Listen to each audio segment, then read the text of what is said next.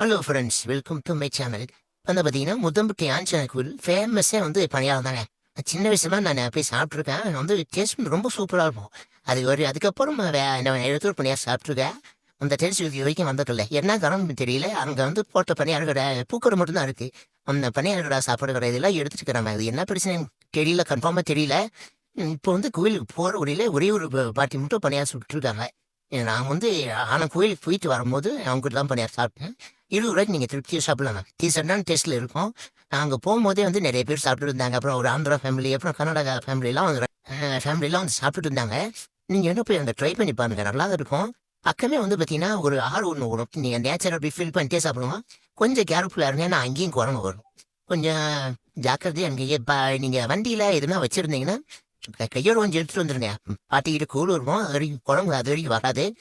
Suppose நீங்க வந்து அங்க அதிலேயே வச்சுட்டு வந்துடாதீங்க. அங்கேயும் குரங்கு நெறைய இருக்கும்.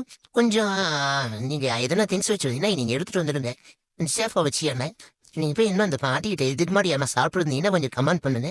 அப்புறம் இந்த வீடியோ பார்த்துட்டு இருந்தீங்கன்னா, நீங்க எந்த ஊர்லேருந்து பார்க்குறீங்க? இல்லாட்டி இந்த கோயிலுக்கு போயிருந்தீங்கன்னா, அது கொஞ்சம் கீழே கமெண்ட் பண்ணுங்க. Thank you friends. அடுத்து நெக்ஸ்ட் வீடியோல பார்க்கலாம்.